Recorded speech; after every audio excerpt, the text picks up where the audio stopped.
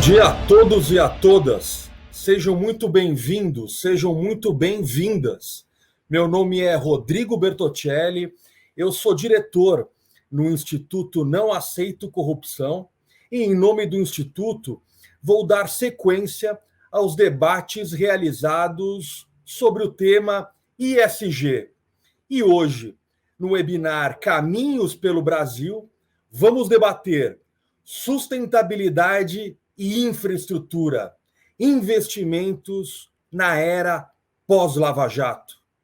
Desde já, agradeço a nossa audiência que vem acompanhando nosso webinar Caminhos pelo Brasil, interessados nessa agenda ISG, já adiantando que o Instituto Não Aceito Corrupção continuará produzindo conteúdo e conexões sobre essa temática, assim como, desde já, agradeço a participação de hoje da Lucy Souza, da Hebe Galmon, da Lígia, que ainda serão melhores apresentadas, mas também da Letícia Fukushima, do Valor Econômico, que mediará este painel, e ao lado dos nossos parceiros de mídia, o Globo, Revista Época, Revista Exame, Estado de São Paulo e Valor Econômico, foram importantes para a realização deste evento. Sem nossos parceiros e também sem nosso patrocinador, a Ambipar, este evento não teria acontecido.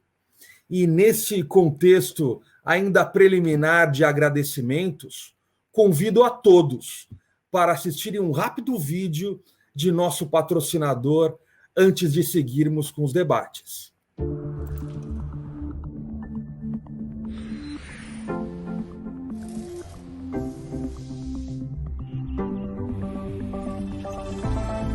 Nós ajudamos empresas de todos os setores a cuidarem do planeta e a atingirem os padrões ESG. ESG é com a Ambipar. Ambipar, a líder em gestão ambiental. O setor de infraestrutura foi fortemente impactado pela Operação Lava Jato. O setor que era dominado por grandes grupos nacionais, que a maioria padeceram, sucumbiram diante dessa operação, esse setor passa hoje a ser conduzido por grupos estrangeiros, investidores institucionais, e aqui fundos de investimento, private equities, cada vez mais presentes no setor de infraestrutura, onde o mercado de capitais e os temas, ou melhor, relacionados à agenda ISG, estão no centro das tomadas de decisões e na estruturação desses projetos.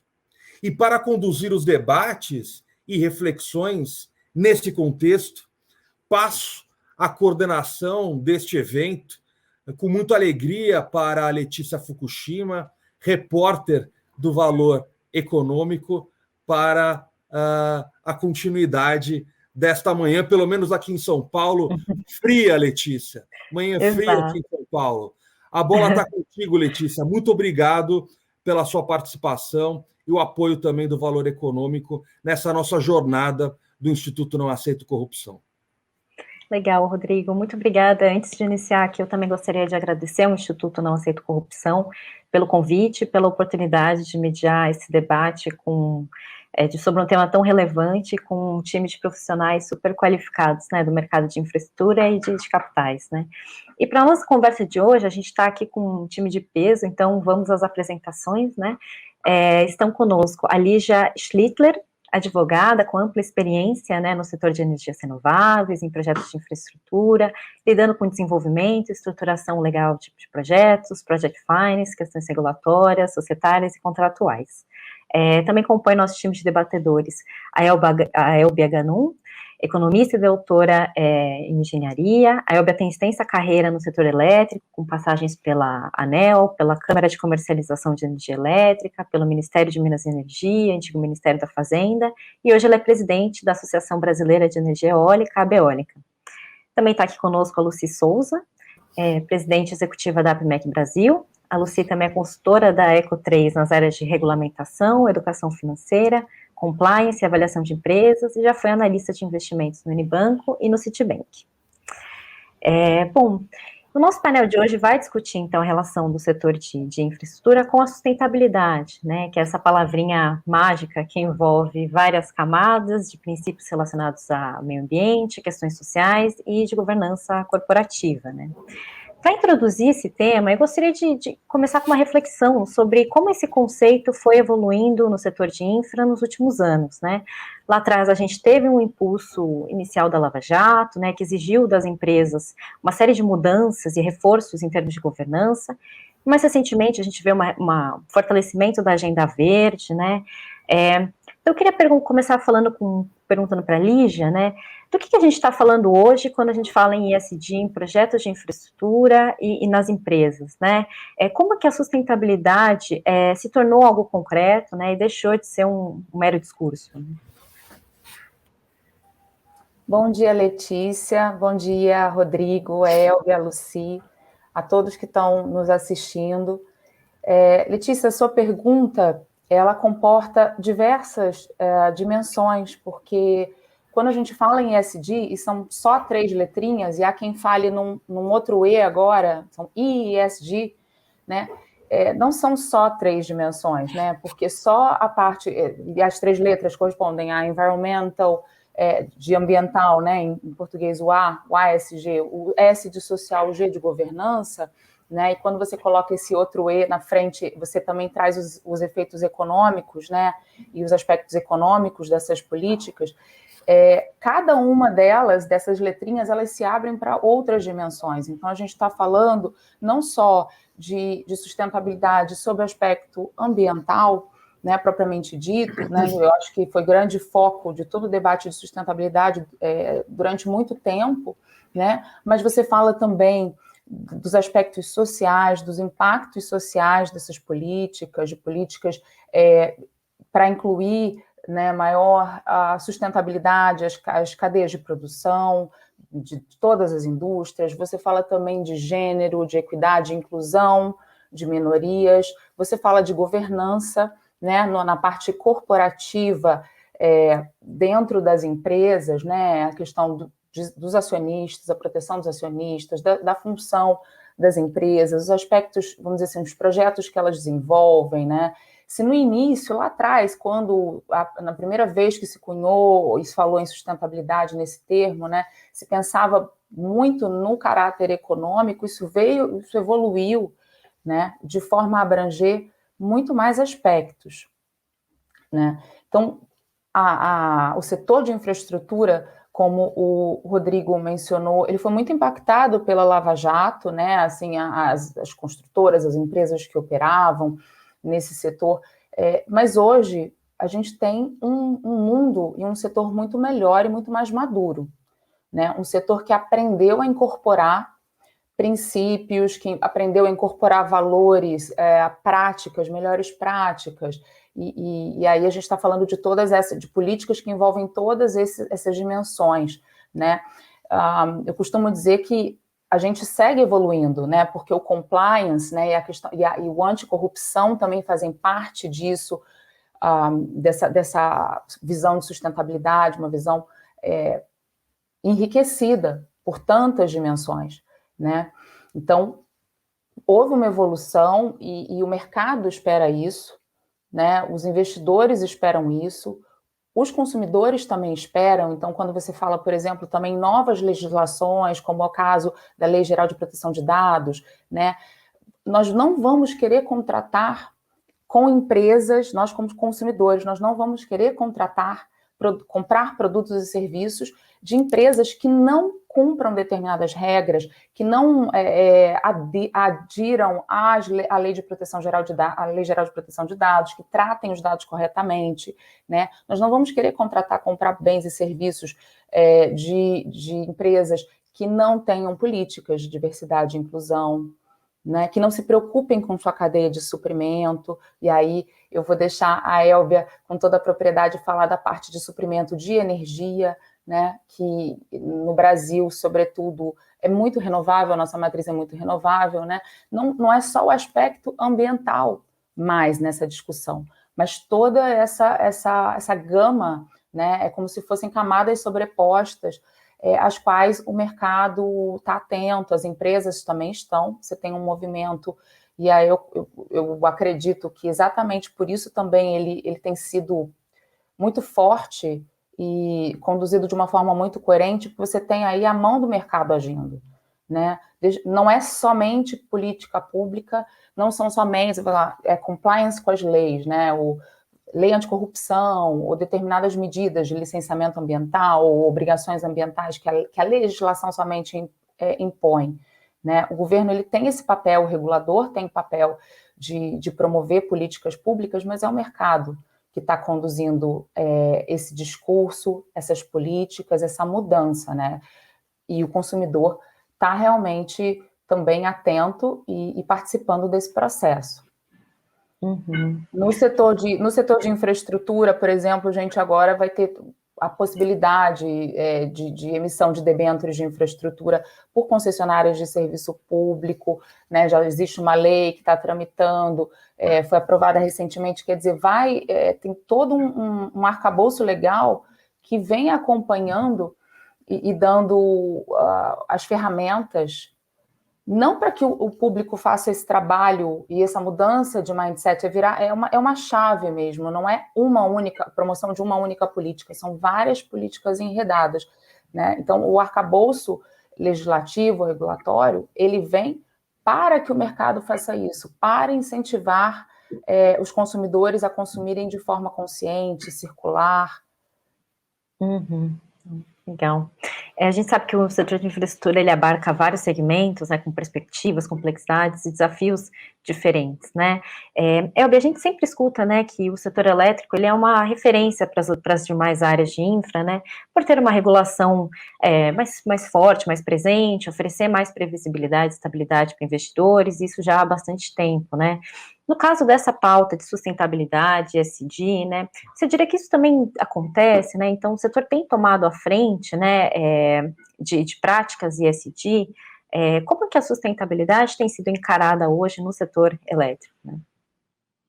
Bom, em primeiro lugar, bom dia a todos. Eu gostaria de cumprimentar o Instituto Não Aceito Corrupção. É um prazer estar aqui nessa discussão. Cumprimento meus colegas de painel e Letícia pela a coordenação.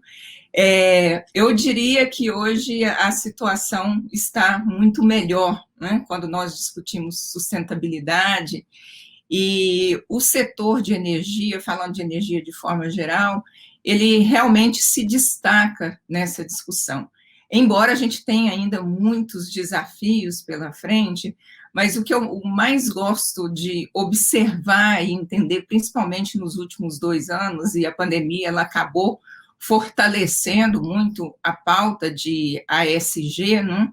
E o Brasil começou a prestar mais atenção nisso, porque eu tenho 20 anos no setor de energia, no setor de infraestrutura, e eu me lembro que, por um longo período, sustentabilidade e até mesmo a questão ambiental, ela ficava muito fora da governança, ela só entrava para a mesa, para a discussão de governança, quando nós tínhamos um problema grave ambiental, né? Então, a gente percebe que realmente essa pauta ela está entrando e as empresas estão realmente implementando as práticas associadas à estrutura de governança, e isso traz um conforto muito grande para nós que trabalhamos com essa temática, e que no passado a gente ficava até com uma certa timidez, nós gostaríamos de falar sobre os impactos sociais, sobre a questão de diversidade, de gênero, mas a gente precisa encontrar uma oportunidade na diretoria para tratar isso, um momento assim mais adequado para tratar sobre isso nos conselhos de administração. E a gente percebeu, principalmente nos últimos 2 anos no Brasil, que este tema você pode trazer a qualquer hora, que ele é muito bem recebido, mesmo que as empresas ainda não estejam avançadas na implementação, elas estão muito voltadas para essa implementação e abrem um espaço muito grande para discussão. Olhando para o setor de energia, para o setor de renováveis, a nossa situação é um pouco mais confortável quando a gente fala do ambiental. Por quê? Porque, principalmente, essas novas tecnologias de renováveis, como é o caso da energia eólica, e também a gente tem energia solar, a natureza tecnológica dessas renováveis, elas já dão uma mobilidade, uma flexibilidade maior quando a gente está falando de impactos. Os impactos ambientais são realmente muito baixos e a emissão é zero, né? Então, são energias limpas, energias renováveis. Então, a gente já sai de uma posição mais confortável quando estamos lidando com esse tipo de ativo, e quando nós olhamos para o Brasil, que tem uma matriz altamente renovável, em termos de matriz energética, a gente está falando hoje, números recentes da EPE, de 49% da matriz energética brasileira é renovável, a gente tem uma média global não superior a 15%, e a nossa matriz elétrica hoje, ela está com números de 89% renovável. Então, o Brasil é seguramente um dos países mais renováveis do mundo, e aí a parte do exinho ali nos traz algum conforto, mas a gente sabe que não é só isso, e a gente sabe que mesmo o ambiental, por mais que a gente esteja num relativo avanço, a gente tem que voltar e prestar atenção do que está acontecendo. Até porque está surgindo um outro movimento muito forte, e ele vai estar nesta trajetória da economia de baixo carbono, dos objetivos de Net Zero 2050-2060, que é você falar da questão ambiental na cadeia produtiva como um todo. Então, a pegada de carbono é uma questão que precisa ser tratada também, e se você observar as empresas que estão voltadas para as práticas de ESGs, elas já estão olhando a pegada de carbono como um todo. Então, embora nós do setor de energias renováveis, nós estejamos partindo de uma posição um pouco mais favorável, a gente tem uma tarefa de casa grande para fazer. Quando nós falamos do social, aí nós falamos da eólica com muito orgulho, porque recentemente nós fizemos um estudo na região Nordeste e nós encontramos, e ali com os dados que tínhamos, inclusive dados do IBGE, mas o impacto da chegada dos parques eólicos, principalmente na região Nordeste, eles trazem benefícios associados ao desenvolvimento econômico. Nós percebemos, comparamos regiões que receberam investimentos de eólica com as que não receberam, e nós tivemos um aumento do IDH em torno de 21%, e um aumento do PIB também em torno de 21%. Então, esse impacto social que os nossos projetos trazem, eles também são muito relevantes quando nós estamos pensando numa sociedade que vai exigir cada vez mais que os produtos e os serviços respeitem a pauta ambiental, a pauta social. E é muito importante que isso esteja na governança. Agora, a gente precisa ter um certo cuidado, e aqui o Instituto, ele provavelmente está olhando com muito cuidado nisso, que é a gente precisa realmente que as práticas sejam práticas e não só o discurso. Né? A gente tem que ter cuidado com o greenwashing, né? Que as pessoas estão dizendo que estão fazendo e não estão fazendo.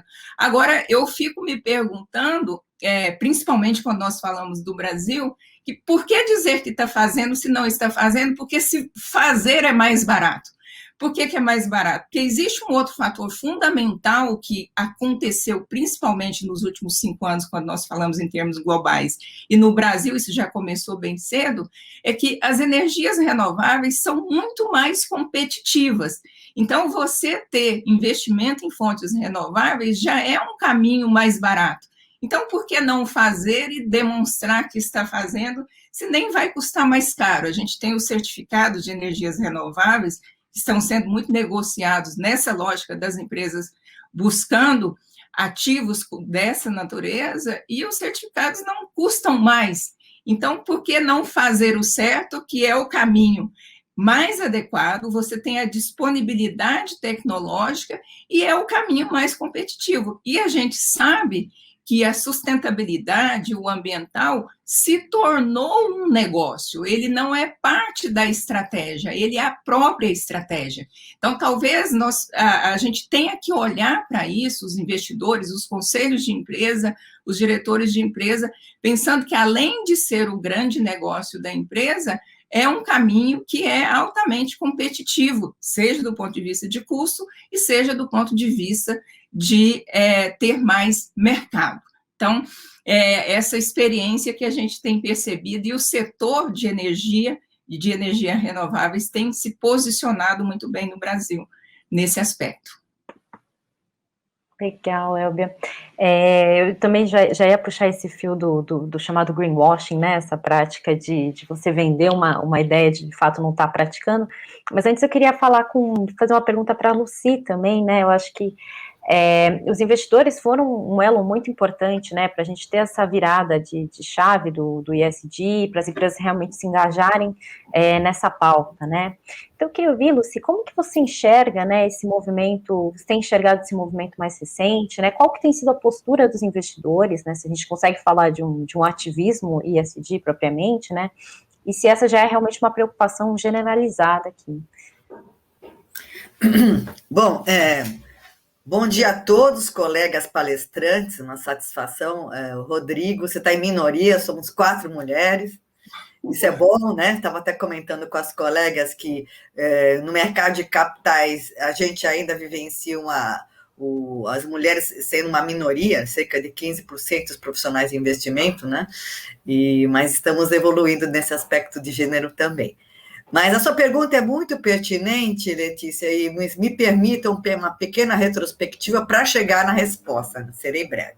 A APIMEC, para começar, para quem não conhece, é a Associação dos Analistas, né, e outros profissionais de investimento, por exemplo, consultores, né, e também agrega, eventualmente, investidores qualificados como associados, mas o principal, o nosso mote, é essa associação dos analistas, e nós somos a Associação dos Analistas há 50 anos feitos, né? Montamos a associação no Rio de Janeiro, em 1970, né? Daquela época, já vem a preocupação com a informação, né? Então, fizemos a associação em busca de informação. Claro, obviamente, que era mais informação econômico-financeira, mas já havia uma certa pegada assim, de preocupação, de que hoje a gente chama de governança, né? Mas a questão socioambiental, realmente, ela vai entrar no foco da nossa associação a partir dos anos 2000, tá? A gente apoiou, não sei se vocês lembram, vocês são jovens, mas havia um prêmio Balanço Social, tá?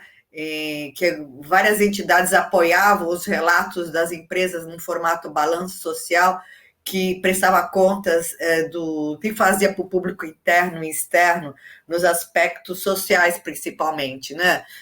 Que dava para os seus empregados, para as comunidades do entorno, né? Isso era o balanço social, e a PIMEC era signatária das associações que apoiavam o evento. Bom, então isso é o começo, né, dos anos 2000.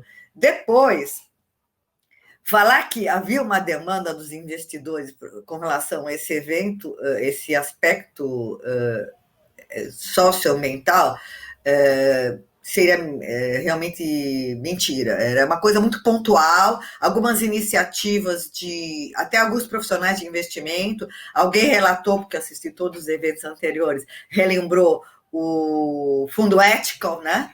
Que foi muito importante como marco, né, de que realmente trazer a experiência, principalmente europeia, da preocupação do investidor institucional, né, com os aspectos socioambientais e também de governança. E aí a gente foi, digamos assim, se preocupando com isso, né, até de forma antes da demanda do investidor, tá? E foi daí que, em 2013, a gente trouxe para cá uma série chamada Seminários ESG, que foi uma parceria com a Associação dos Analistas de Investimento Europeus, tá? Então, qual é a nossa preocupação? Disseminar a cultura ASG, né, entre os profissionais de investimento, para que nós, os analistas principalmente, né, dentro dessa categoria mais ampla, profissional de investimento, para que nós, analistas, fôssemos aos poucos, incluindo na nossa análise de investimento e recomendação subsequente, assim, elementos, né, de governança, que já estava mais disseminado, mas socioambientais também. Então, nós fizemos de 2014 a 2019 6 eventos ESG, e que tivemos a alegria de ter a parceria nos 6 primeiros, né? E a hospedagem na Bolsa de Valores. E lembrando que a Bolsa de Valores tem o índice ESG, né? O índice de sustentabilidade empresarial, já muito estabelecido como um índice da Bolsa, né? E a PMEC também fez parte o tempo todo do conselho diretor. Do board, né, do EASY. Então, nós tentamos disseminar durante todo esse tempo para os profissionais de investimento esse aspecto, para que esses alertassem aos investidores na sua recomendação de investimentos a importância de ter esses aspectos em conta. Só para terminar, não foi fácil, não é fácil. Muitos investidores têm uma visão curto-prazista, tá? Então, às vezes, os aspectos ESG não contam, tá? Eu acho que tá mais os investidores institucionais que já estão impregnados no bom sentido, né, dos fatores ESG. Bom, eu acabo aqui minha fala, depois eu estou à disposição para falar mais. Não, legal, a gente vê realmente que bom, já é uma agenda que já está há bastante tempo em discussão e na cabeça de todos os stakeholders, né, como a própria Lígia falou, né, então, Lígia, queria voltar com você e entender, assim, onde que você vê mais espaço que a gente precisa reforçar, né, a gente tem essas várias camadas da agenda, né, ESG, mas onde que a gente ainda precisa avançar e dar mais atenção, né, em qual desses elos, assim? Letícia, antes de responder tua pergunta, eu queria fazer um comentário sobre o que a Elbia e a Lucy colocaram, né? De ser mais barato, né? Por que a gente vai fazer greenwashing se a gente pode realmente implementar políticas ESG e isso vai ser mais barato? Não é só mais barato, né? Eu acho que a gente olha para os resultados no geral. Você tem as empresas que aderem a critérios ESG têm maior acesso a crédito mais barato, os investidores têm maior apetite por títulos emitidos por empresas que adotam esses critérios, né?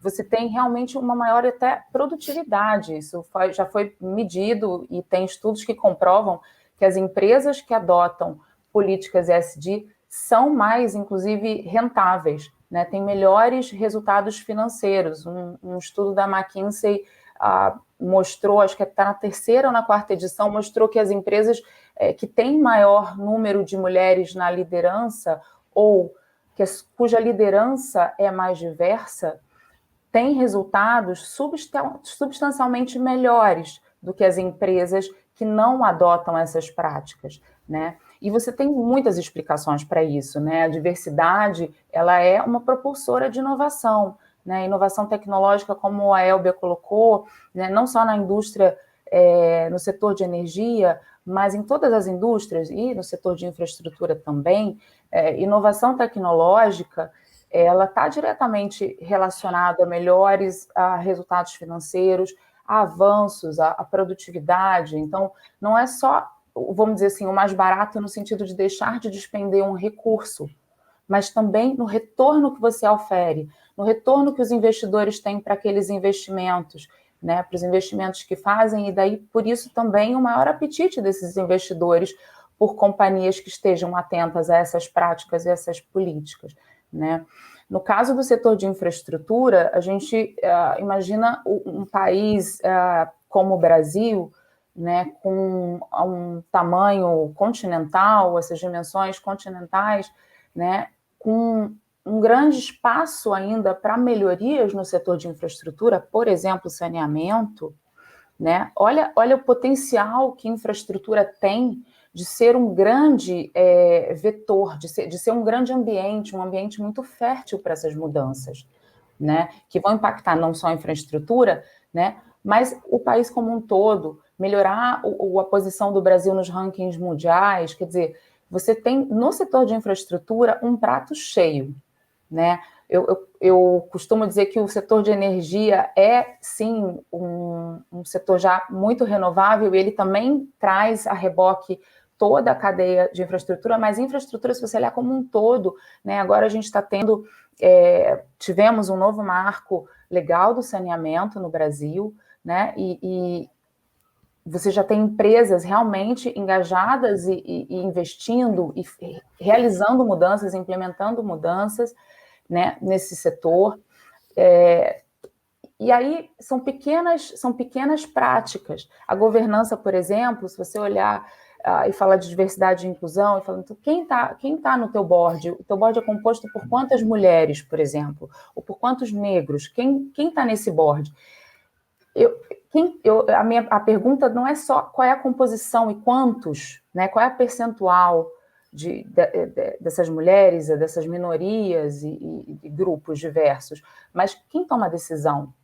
Eles recebem o mesmo salário, né? Se você imaginar que um board tenha 40% de mulheres, essas mulheres, elas recebem 40% da remuneração desse board? Elas realmente têm voz nessa empresa? Porque, como a Elbia falou, não é uma questão de greenwashing, é walk the talk, né? É você realmente implementar o que você divulga e o que você apresenta para o mercado, né? No setor de infraestrutura, realmente a gente tem muito espaço para isso. Eu diria que não há um desses aspectos que mereça a maior atenção.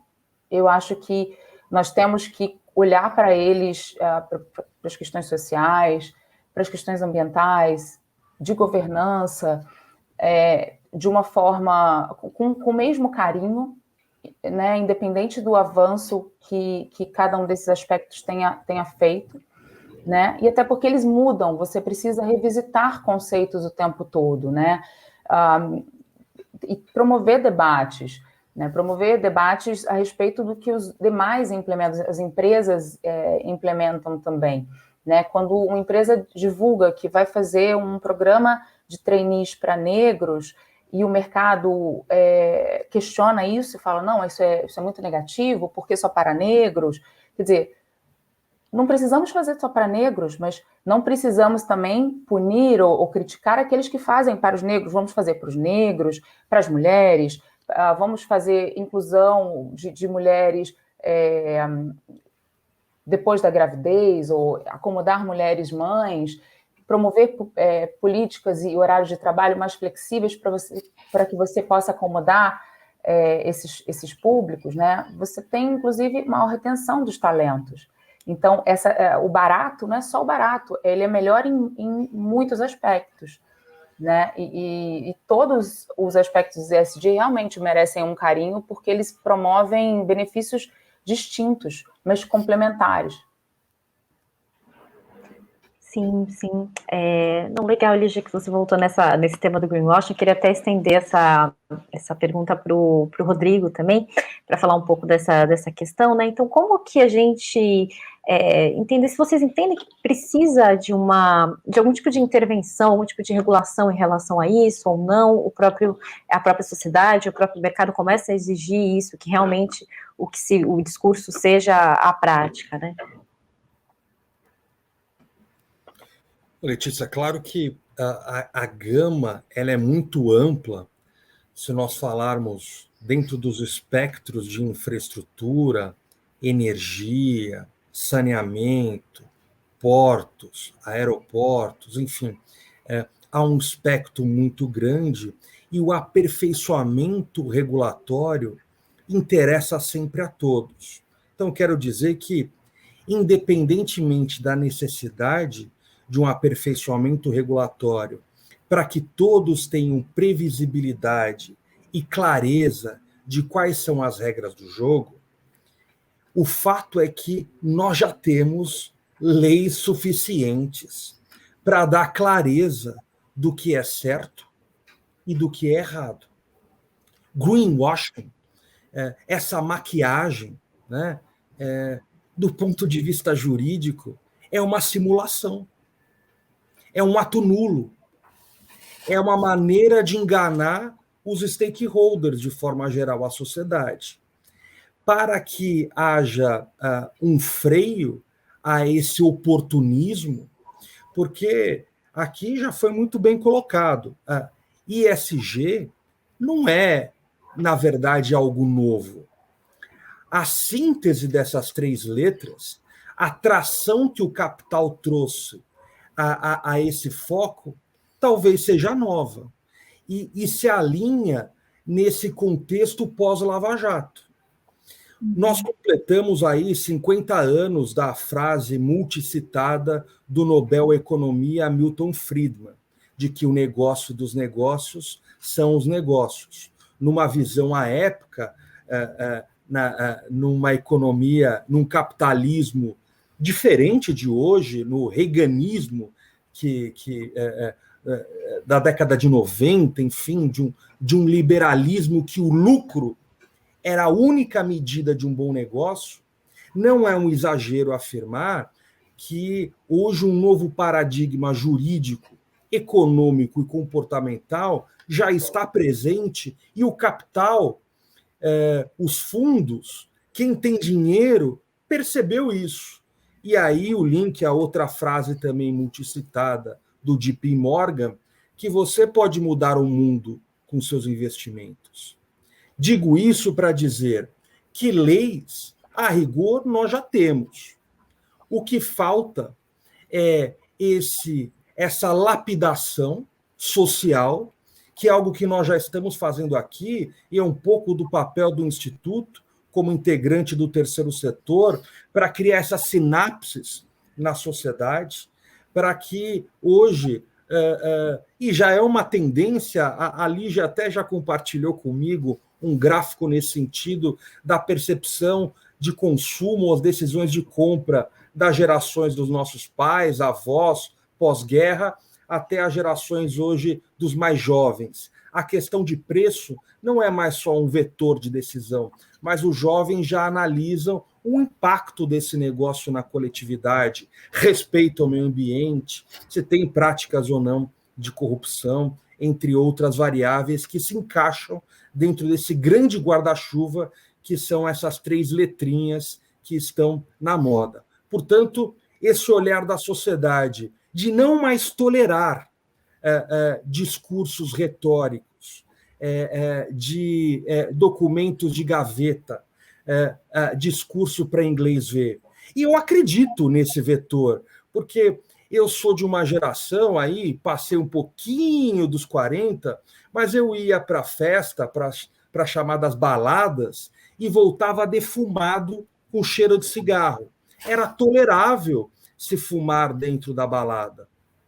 Para quem é mais sênior do que eu, se lembra que era tolerável fumar no interior dos cinemas, teatro, nos aviões. Imagina ir daqui até Manaus com um sujeito fumando do seu lado. Claro que tem uma lei que proibiu o fumo em locais fechados, mas tem algo que se chama ética, que nós, independentemente da lei, não toleramos alguém, ainda que seja num boteco, na Vila Madalena, aqui em São Paulo, na calçada, e um sujeito jogando fumaça do seu lado, independentemente da lei. Então, esse papel social que nós vamos cobrar das empresas, esse papel, um discurso alinhado com a realidade. Segundo, as instituições, elas precisam também agir. Então, Ministério Público e outros órgãos de controle, repito, uma prática de greenwashing, em última análise, é um ato nulo, sem mencionar a vontade manifesta de enganar outra pessoa. Pode até, inclusive, ter efeitos penais. Enfim, pode ser um estelionato, uma prática de greenwashing. Então, leis já temos.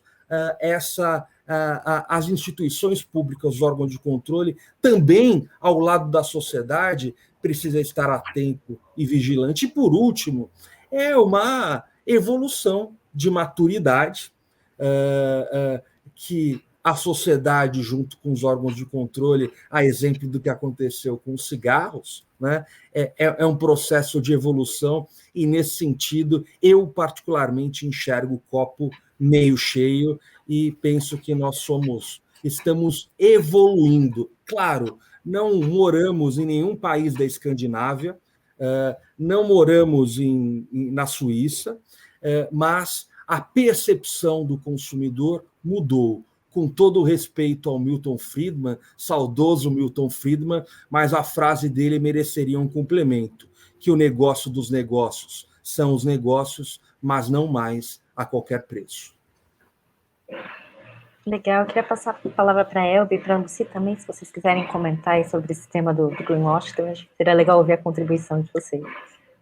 Obrigada, Letícia. Eu até gostei muito de ouvir do Rodrigo de que nós já temos leis suficientes e o que eu gostaria de complementar? Nós costumamos ter um vício, e isso é um vício na economia de forma geral, e talvez no Brasil um pouco mais, de que tal setor tem incentivo para isso, tem benefício fiscal, tem tributo, tem... Então, é como se os setores, para funcionarem, eles precisem de algo mais do que já temos, que não basta as leis básicas, que não basta a ética, precisa de mais mecanismos de incentivo. Então, eu vejo muito, e até nas discussões dos investimentos de renováveis, não, o setor de renováveis precisa de mais incentivo para isso, de mais incentivo para aquilo outro. E o que nós estamos vendo nos últimos tempos é que o consumidor, e, portanto, a sociedade, em última instância, tomou um protagonismo muito grande. E quando o consumidor, a sociedade, tomou o protagonismo, nós estamos falando do protagonismo do mercado. Então, a relação mercado-sociedade e mercado-sociedade-empresas mudou fortemente. Então, quando nós falamos de stakeholders, nós estamos falando de vários agentes nesse processo, e nesse processo há uma cobrança muito grande. A sociedade não tolera mais esse tipo de coisa. Então, quando nós estamos falando também da questão climática, das mudanças climáticas e da busca de economia de baixo carbono, mas qual é o incentivo para as empresas que estão investindo em renováveis? Bom, o principal incentivo é que no mercado ela vai ser procurada pelo consumidor que quer consumir aquele bem, aquele ativo. Então, não existe melhor mecanismo de incentivo do que esse, do que o próprio mercado fazer essa indicação. É claro que o desafio da redução de CO2 é muito maior do que isso, e nós precisamos buscar outros mecanismos. Mas onde nós estamos buscando? No mercado de carbono, por exemplo. Então, é claro, mas é tudo indicador de mercado, e o mercado vai fazer essa sinalização. Então, assim, ninguém aqui está sendo super liberal, como o próprio Friedman, de dizer que o mercado resolve tudo. mas a gente precisa compreender que houve um desenvolvimento, uma evolução e talvez até revolução da sociedade e do próprio capitalismo, não mais dos negócios pelos negócios, mas negócios desde que sejam sustentáveis, desde que sejam aceitáveis, que esses mecanismos eles são capazes de dar a sinalização correta para os investimentos e também para a sociedade fazer a sua escolha. Legal.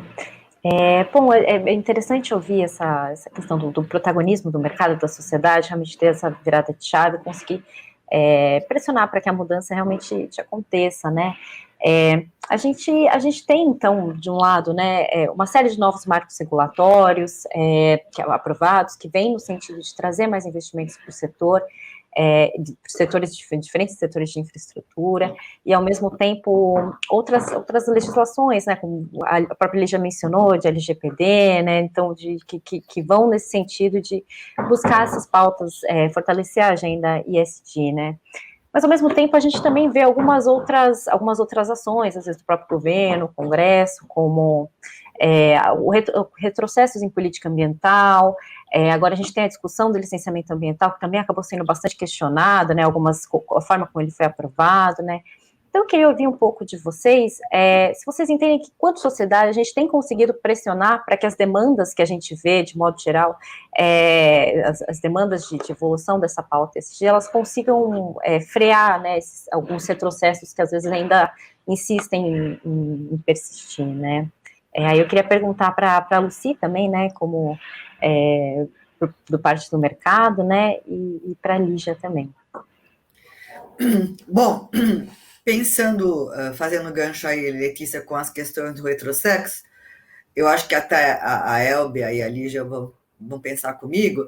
Durante muito tempo, a gente ouviu um discurso que eu acho que era bastante válido, né, da necessidade de flexibilização de algumas regras, né, de licenciamento, e eu não vou me detalhar aqui, né, vocês todos sabem o que a gente está falando, que às vezes atrapalhavam o ritmo, né, do investimento privado, né, às vezes injustamente, né, e só que esse discurso, infelizmente, foi capturado por um governo que é retrógrado nesses aspectos, né, e está desconstruindo coisas, pilares muito importantes que deixavam bem o Brasil, né, como lugar de investir. Isso me preocupa muito, eu estou falando como analista que olha de longo prazo, não curto prazista, né? Porque o curto prazista pensa até que vai ganhar dinheiro com essa desconstrução, né? Mas o que sobra para frente, né? O que sobra para os investimentos de médio e longo prazo? Estou falando como investidora, não estou nem falando como cidadã, que aí então eu assinaria mais fortemente o meu discurso, tá? Então eu acho que é importante, já que transitoriamente temos um governo que está desconstruindo coisas boas, capturando uma demanda que era justa, né, por modernização do marco regulatório, então cabe nós, a sociedade civil, realmente, incluindo o mercado, obviamente, nisso, porque eu sou aqui representante de parte do mercado, né, defender, né, a agenda, e claro que ela tem que ser modernizada permanentemente, né, tanto no marco regulatório como nas práticas da sociedade, mas eu acho que no momento somos nós que temos que defender a continuidade dessa agenda, e eu acho que uma coisa importante, lembrar que o Brasil é um país extremamente desigual, que tem uma pobreza muito grande, que infelizmente voltou a crescer por diversos aspectos, até a ver com a pandemia, né? E que a pobreza, a pobreza tem outras necessidades, tem outras emergências, não é? E às vezes dá lugar a esse estado de necessidade que oportunistas desconstruam, né, as coisas boas, a pauta do ESG, tá? Inclusive estou falando de mineração irregular, né? Estou falando de depredação da Amazônia, da Mata Atlântica, do Pantanal. Muitas vezes aquele papinho bem rasteiro de estar gerando emprego, né? É isso.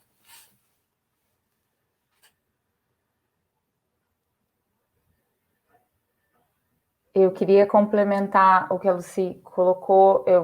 Na verdade, a legislação, quando você fala de simplificar processos, né, o simplificar não significa exigir menos ou ser leviano, ser temerário, né? Essa parte, vamos dizer assim, esse componente da simplificação, de melhorar as estruturas, reduzir burocracia, isso é desejável, não apenas do ponto de vista de legislação ambiental ou de licenciamento especificamente, quando a gente está falando de licenciamento especificamente, mas como um todo, né?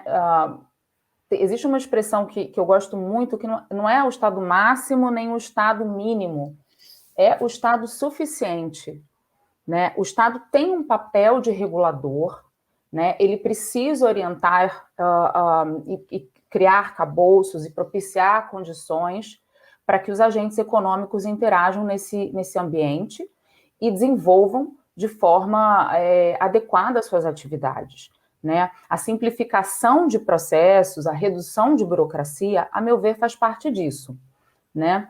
E veja também que, por um outro lado, se você tem uma legislação mais pesada, ou com mais obrigações, ou impondo mais ônus aos agentes econômicos, isso não previne ou impede consequências ou fatos negativos, como a destruição de desmatamento na Amazônia. Quer dizer, veja, antes de qualquer alteração legislativa, nós já vínhamos observando e temos notícia do processo de desmatamento, né? De práticas ilícitas, indesejáveis no setor, por exemplo, de mineração, como a Lucy citou. A lei, ela não é capaz de prevenir, de impedir, vamos dizer assim, né? E, mais do que isso, não adianta ter lei e arcabouço regulatório se você não aparelha o regulador para fiscalizar, para realmente propiciar o cumprimento dessas normas. Então, a norma por si só, ela é capaz de muito pouco, né?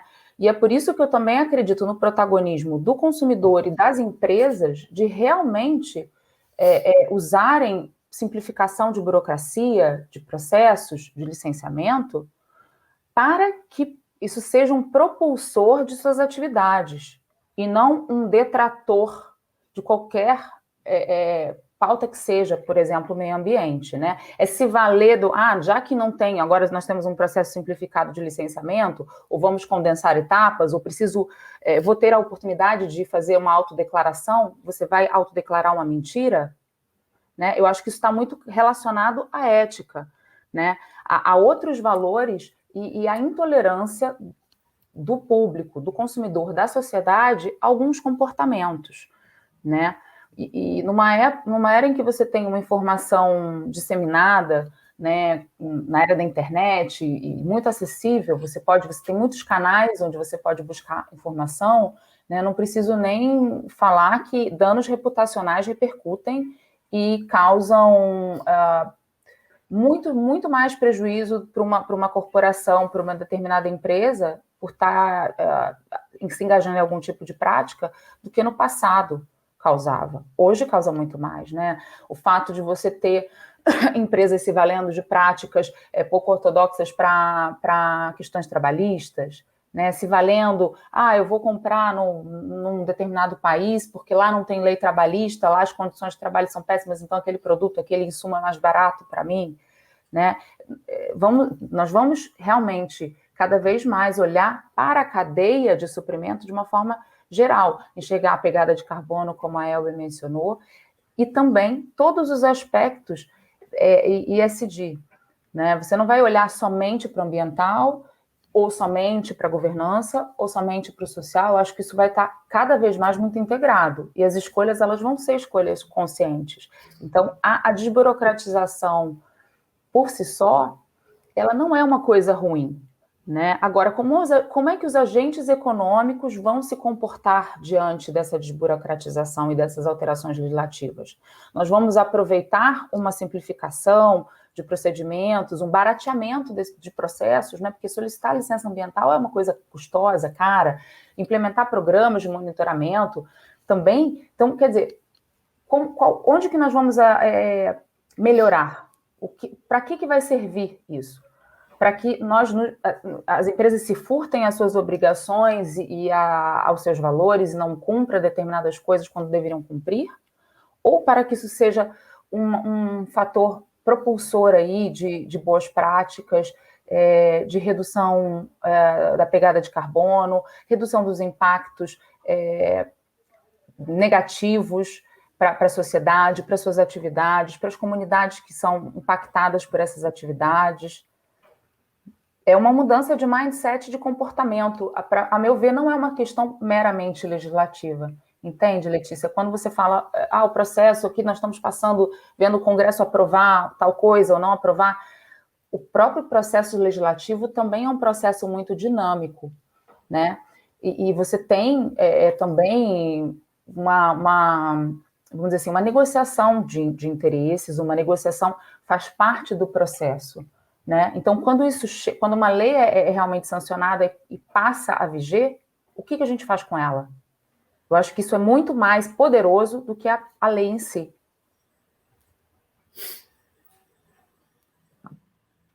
Não, legal, Lígia. Eu queria ouvir agora um pouco também em relação ao lado enfim, do mercado de capitais, né? A gente sabe que o BNDES também tem sido tem tido um papel importante aí nessa agenda, né, com a emissão de títulos verdes. Eu queria ouvir um pouco da Elbe. Eu sei que você lá atrás trabalhou bastante junto com o BNDES, né, no desenvolvimento dos primeiros projetos eólicos, né? Eu queria ver como que você enxerga a atuação do Banco de Fomento, né, em estimular o financiamento para esses projetos de infra sustentáveis. A gente tem, assim, talvez 95% dos projetos eólicos, eles são financiados via BNDES ou por intermédio do BNDES, até pela natureza do nosso mercado de capitais, né? Então, quando a gente está falando de DEBT, a gente ainda está falando de banco de fomento, até porque o custo do capital no Brasil é muito caro. Então, a gente percebeu ao longo desses anos uma evolução muito grande da discussão da sustentabilidade e o banco, talvez ele tenha até antecipado um pouco mais a discussão e ele fez sinalizações importantes para investimentos que estejam voltados para a questão ambiental. Já nos próprios contratos, a gente tinha no passado até mecanismos de incentivo para o viés social, até naquele tempo ainda que eu falei para vocês, que foi ontem, né, mas eu consigo ver já um pouco mais distante, de que o social era um aspecto muito difícil de se levar, né, dentro da empresa, o social sustentável. O banco, ele tinha mecanismos com custos mais baratos para que as empresas pudessem fazer projetos sociais nos parques, por exemplo. Aí, recentemente, isso foi modificado, nós do mercado até reclamamos um pouco, poxa, você tinha aquele recurso, não tem mais, mas, de certa forma, foi acertado, porque o banco ele não tinha como medir isso, ele tinha muita dificuldade de fiscalizar, né? Então, de saber se as empresas estavam fazendo isso. E logo depois veio essa evolução do ESG e o próprio mercado acabou determinando isso. Então, nós percebemos, sim, que o banco está muito voltado para essa pauta e tem trazido, inclusive, recursos, os green bonds, justamente nessa linha, e tem captado recursos lá fora justamente para fazer frente a esses investimentos de infraestrutura e com destaque para a energia. Então, nós enxergamos no Banco de Fomento uma parceria muito grande, uma sinalização muito grande para esse tipo de investimento. E, mais recentemente, a gente está tendo a felicidade de outros bancos, até pela mudança da TJLP para TLP, então, há uma abertura também para outros bancos. E aí a gente está vendo uma evolução talvez um pouco lenta, mas numa trajetória que a gente sempre esperou que acontecesse, dos outros bancos, de bancos privados também entrarem conosco nos projetos. Todos já vêm muito, muito fundamentados na pauta de ESG. Então, a gente percebe um conforto muito grande nesse mercado. E eu acho que a Lucia até poderia contar para a gente como é que ela está vendo isso lá, porque eu tenho percebido nos últimos, sei lá, 6 meses, que 70% do meu tempo eu tenho discutido isso, e geralmente com o mercado financeiro. Bom, eu acho sim, que evoluiu, tá? Porque a gente sempre achava que esse assunto, né, o fomento, digamos assim, de atividades com impacto social era mais coisa de banco de desenvolvimento, né? Eu acho que o BNDES, nesse aspecto, fez a sua parte, e havia até uma certa crítica do mercado que o BNDES estava grande demais e que estava, digamos assim, sufocando as possibilidades do mercado. Eu acho que o mercado já abriu o seu espaço, né? E está incorporando essa agenda, tá? Inclusive não só na renda variável, né? Porque na renda variável a gente, analistas e investidores institucionais principalmente, já olhamos assim de forma robusta os aspectos, né? ESG. Mas também, né, na renda fixa, né, com os títulos verdes, né, eu acho que tem todo um caminho aí para que o mercado realmente incorpore, e não é assim, o especialista em ESG, o fundo que investe em ESG, que se espraia, né, tanto na análise de investimento, na recomendação de investimento, como na estratégia dos institucionais, a abordagem ESG, né, de uma forma integrada, que, aliás, tem sido, né, o debate que a gente tem feito, assim, a abordagem integrada, né, o econômico e o ESG tudo junto, tá? Alguém pode falar, puxa, mas é difícil, né, incorporar na análise de investimento a questão ESG. Não é não, tá? Você pode, não querendo falar coisa muito técnica, mas assim, na precificação, né, você tem um componente chamado WACC, né, que é a taxa de desconto, que essa taxa de desconto tem um componente de risco. Um componente de risco que tradicionalmente era um risco ligado à questão de inadimplência ou a questão do mercado ser mais frágil relativamente ao mainstream, um mercado mais robustos, né? Então, era assim, tinha um risco dentro. Mas esse risco pode incorporar a questão ESG, tá? Na taxa de desconto, digamos assim, né? Positivo, diminuindo a taxa de desconto para empresas, né? Ativos dessas empresas que realmente praticam ESG e não fazem greenwash, né?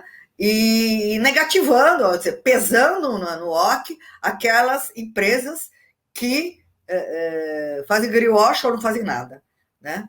E, por outro lado, quando já está dado o impacto ambiental e o prejuízo daí decorrente, aí os advogados, né, a Lígia poderia dizer, né, quer dizer, quando já aconteceu um acidente ambiental ou um grave caso social, né, de impacto social ampliado, que a empresa vai ser penalizada, a gente desconta isso no fluxo de caixa, entendeu? Então, dá para integrar perfeitamente tanto o cumprimento ou não das boas práticas de ESG, como já a previsão digamos assim, não realização dos fluxos de caixa por conta de problemas socioambientais e também de governança, né? É isso que eu tenho a dizer. Então, o mercado de capitais pode precificar bem esses aspectos. Sim, não, legal. Eu ia até perguntar, puxar esse fio que a própria Lígia já tinha levantado, né, da importância da comunicação, né, de como se tornou cada vez mais relevante, até pela questão de danos reputacionais para a empresa, né, seja para a sociedade, seja para os investidores, né, de como mostrar de fato que você está praticando aquilo que o seu discurso, né. Então, eu queria ver quais são as principais dificuldades que ainda as empresas possam ter, né, a gente está quão amadurecidos estamos nesse processo, né, eu queria perguntar para a Lígia e para a Lucy também.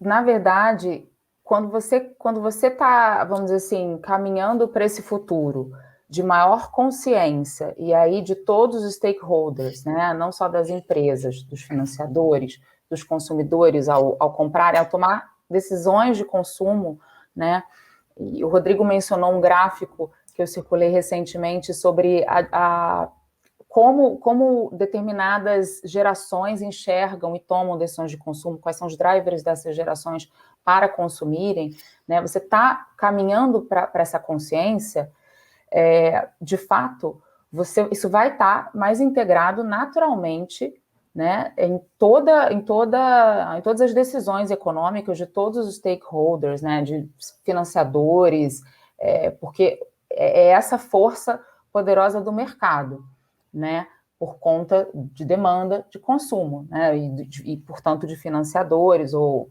como a Lucy mencionou, fazendo refletir em taxas de desconto, ou criando índices, né. Eu acho que o mercado, no fim das contas, e o mercado de capitais, ele também é bastante criativo para isso, para propor índices, métricas e criar soluções que comportem e tragam consigo essas melhorias, né? Nós amadurecemos bastante, né? Eu acho que nós estamos num crescente processo. Na medida em que você proporciona esse tipo de debate, como o que nós estamos tendo hoje aqui, ou que você tem realmente maior acesso à informação, disseminação de informação, quer dizer, você tem acesso aos relatórios das empresas, né, os relatórios de resultados, e você consegue medir e acompanhar, né, a informação, ela é uma ferramenta muito poderosa para essa tomada de decisão, né, e na medida em que você está dizendo, olha, o consumidor, ele vai tomar decisões, ele vai estar informado, para ele tomar exatamente, capacitá-lo a tomar essas decisões, né, você, vamos dizer, precisa de um arcabouço regulatório super pesado, é o amadurecimento por si só que vai dar tração a essa trajetória, né, e fazer com que isso flua de forma natural. Não significa que o regulador não vai precisar intervir ou policiar, fiscalizar cumprimento, né? Não se trata disso, significa a integração de todos os envolvidos nesse processo, a integração de todos os stakeholders, inclusive dos reguladores, né? Acho que a Lucy pode falar até muito mais sobre o próprio mercado de capitais e esse funcionamento, né? Eu estou vendo, quer dizer, nós vivemos num mundo de um capitalismo financiarizado e oligopolizado, e a gente vê nesse aspecto, né, que nos países desenvolvidos e também as grandes empresas aqui no Brasil, né, tirando algumas exceções, elas estão indo pelo bom caminho no que se refere aos ESGs, principalmente aquelas que são companhias abertas e que, por isso mesmo, são transparentes, fazem relatórios, e a gente pode ler os relatórios. Agora, existe um outro mundo, minha gente, é aí que eu acho que a educação precisa entrar, tanto educação financeira para os pequenos investidores, quanto educação geral para os pequenos consumidores empobrecidos, que realmente a educação precisa chegar até eles também, né, para que eles possam cobrar, entender que eles vão ganhar também com essa agenda de ESG, né, que parece que isso fica meio elitizado ainda, não só em nível de investidor, que parece que é conversa de investidor institucional, como no nível da população como um todo, parece que é papo de quem pode, né, quem pode consumir, né. Então, minha preocupação a gente precisa fazer uma educação financeira que tenha integração também do ESG para investidor individual e para a população como um todo.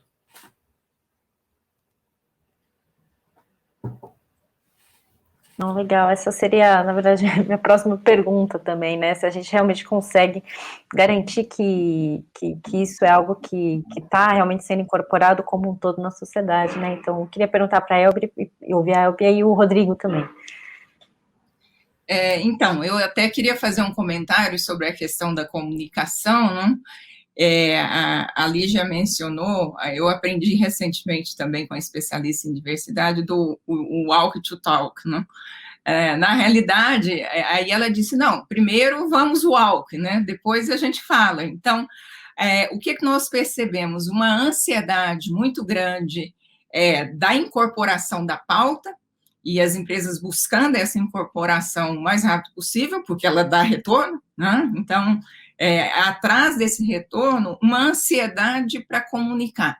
Então, você começa naquela trajetória, talvez não esteja maduro, mas já quer comunicar o que está fazendo. Então, talvez é essa ansiedade que precisa ser reduzida, de você certificar que você está definindo bem na sua governança as práticas de ESG e fazer toda essa base, construir a base, para depois você comunicar.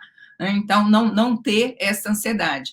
E a gente também percebe, nesse processo de comunicação e de discussão de um tema que, embora seja antigo, ele é ao mesmo tempo novo, talvez pela atração que tomou nos últimos anos, é que se fala muito na onda de ESGs, ou no boom de ESG, ou mesmo na onda de economia de baixo carbono. Não é uma onda, não é um boom, é uma trajetória inexorável, irreversível. Nós estamos numa trajetória, nós temos que corrigir nos corrigir também quando estamos falando. Nós estamos numa trajetória e ela é irreversível. Por que ela é irreversível? E aí, sob todos os aspectos da discussão da mudança climática, é porque, de fato, o capital entendeu que o caminho é para lá. E é para lá que nós vamos. Não é só bacana fazer ESG, traz retorno e dá sustentabilidade no sentido de manutenção da vida, né, dessas empresas e do próprio capital. O capital, para sobreviver, ele vai ter que seguir essa trajetória. Então, isso precisa ficar muito claro para todos nós, e concordo com a Lucy, é ainda uma discussão elitizada, até para nós é nova, até nós estamos tentando entender e aprender e corrigir os termos, corrigir o momento que a gente vai falar sobre isso. Então, a gente tem um longo desafio pela frente, que é justamente levar toda essa discussão e atingir a grande parte da sociedade, porque nós sabemos que o mercado, a sociedade é formado por um número, e quando olhamos para o Brasil principalmente, pelo grau de desenvolvimento que temos, que essa discussão, ela está, se atinge 10% da sociedade, ainda está atingindo muito. Então, a gente tem um longo caminho pela frente. Legal, Elbia. Bom, acho que a gente também está chegando mais ou menos aqui ao fim da nossa conversa, né? Então, eu queria passar a palavra para cada um de vocês para a gente fazer uma conclusão, né? Pelo que a gente, da nossa conversa, a gente pode, então, garantir que a nossa retomada vai ser verde, vai ser sustentável, né? Então, Lígia, eu queria conversar com você, se puder. Obrigada, Letícia. É exatamente isso. Acho que a fala da Elbia e da Lucy foram irretocáveis quando falam numa trajetória, quando falam em longevidade e na necessidade de educar, né? Educar no sentido de dar conhecimento a não só, para que não só essas discussões que, né, em relação à ESG e a implementação dessas práticas fique na superfície ou fique elitizada, mas que realmente mais camadas da população possam participar dela, né? Ou como o Rodrigo colocou também na fala dele, quer dizer, ética, valores, são coisas às vezes intangíveis ou que não estão refletidos necessariamente numa determinada política, mas é isso que está por trás, né? E isso vem junto de educar para quem consome essas políticas, quem são os beneficiários dessas políticas, né? A população, o mercado financeiro, realmente uma necessidade de disseminar esse conhecimento, todos estejam a bordo desse barco que a gente está navegando, como a Elbia falou, não tem volta, é um caminho sem retorno, mas é um bom caminho, é um ganha-ganha para todo mundo. Legal. Obrigada. Não sei se você quer fazer mais também uma consideração final. Bom, fala Elbia ou falo eu? Fala, Lucy, depois eu falo. Eu só queria completar, para ser, né, no que a Lígia está falando, completando a nossa conversa, quando eu comentei com vocês a nossa série de eventos ESG que a PMEC fazia, que era uma coisa assim, para a nossa área era inovadora, né?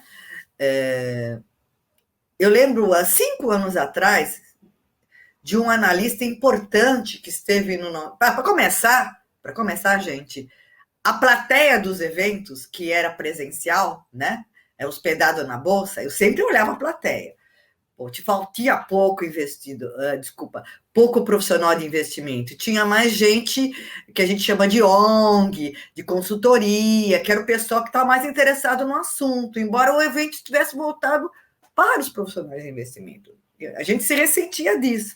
Aí eu me lembro uma vez que um analista importante, né, de uma casa de análise relevante, que eu tenho muito apreço pela qualificação profissional dele, ele disse, eu não incorporo, não estamos ainda preocupados com a incorporação dos aspectos ESG nosso trabalho, na nossa recomendação de investimento, porque o investidor não demanda isso, né? Era um pragmatismo e um curto-prazismo, mas era a realidade, tá? Não estou falando que ele que estava constatando. O investidor não está interessado e não demanda isso. Eu faço relatórios para os investidores, né? Eles que me pagam, não é? Aí fiquei com isso na cabeça. Mas olha, 5 anos se passaram e muita coisa mudou para melhor nesse aspecto. Tá? Eu vejo esses mesmos analistas qualificados, hoje chefes de casa de análise, com essa preocupação, praticando já a abordagem ESG, e não com uma especialidade de um analista verde, mas sim já incorporando em todo o conjunto da análise feita pela instituição. Então, deixa essa mensagem positiva, né? De que nós, profissionais de investimento, realmente estamos incorporando, não é fácil, porque às vezes tem investidor que não se interessa por isso, e são eles que pagam, digamos assim, né? Mas tem muito investidor institucional, principalmente, que está interessado. Estamos vendo empresas dando ótimos exemplos. Eu, particularmente, como investidora individual, eu só compro ações de empresas que têm boas práticas ESG, tá? Na minha carteira de investimento não tem empresa devastadora, nem poluidora, nem que tem práticas sociais ruins, né? Então, eu já me pauto por isso. Claro que eu sou uma investidora qualificada, né? Mas eu estou vendo isso se disseminar pela comunidade, eu fico muito feliz. Bom, Letícia, eu queria comentar que nós estamos, nesse momento, até pelas questões climáticas que estamos enfrentando, as crises associadas ao clima. Semana passada, a gente, aliás, no início dessa semana, né, a gente teve a questão da Alemanha, e ontem mesmo eu vi uma matéria sobre a Inglaterra, altas temperaturas. Então, nós estamos realmente sentindo o desastre climático. E nós sabemos que a discussão de ESG, ela está fundamentada na discussão do desastre climático, porque até o aspecto social, quando nós colocamos a preocupação dessa devastação climática, ela é muito em torno do social, que a gente sabe que as sociedades desiguais, elas vão sofrer muito mais essa influência das mudanças climáticas.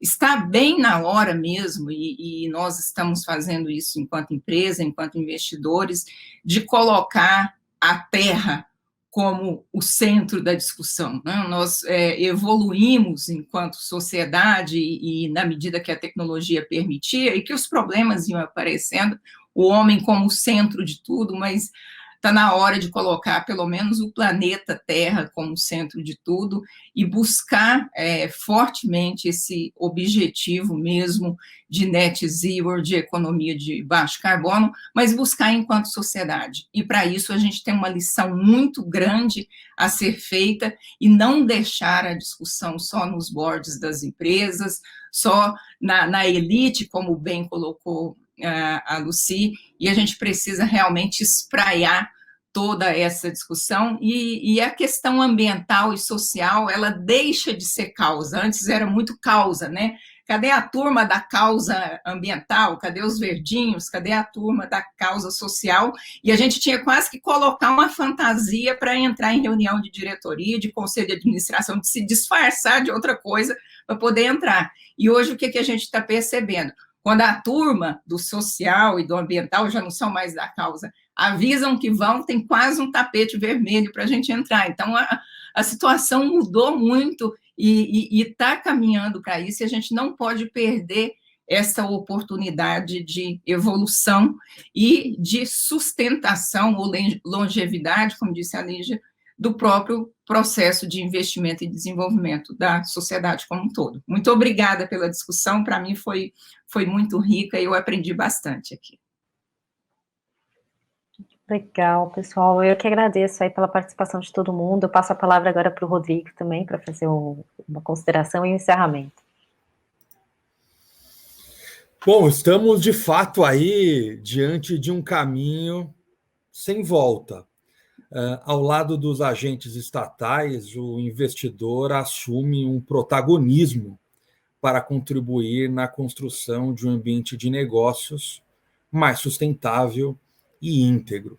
Eu finalizo aqui só registrando e lembrando que nós temos agora, para aqueles interessados em contratarem com o poder público, e aqui falando da administração pública direta, União, estados e municípios, uma nova lei.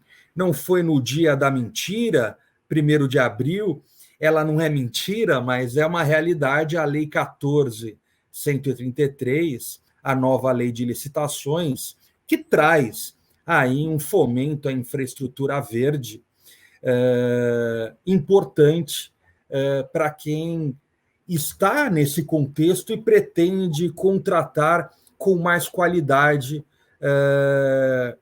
perante o poder público.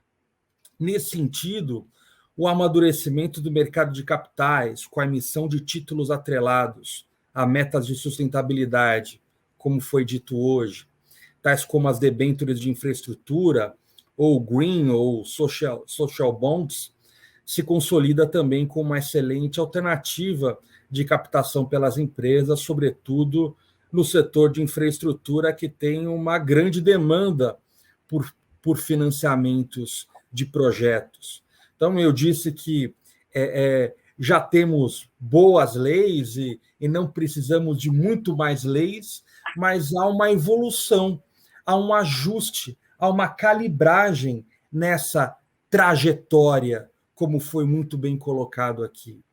E, por último, a Lucy já abriu a carteira dela de investimentos e diante da transparência aqui da Lucy, não é um exagero agora, não é conversa de banqueiro ou um exagero retórico, aquela frase do JP Morgan, que você pode mudar o mundo com seus investimentos.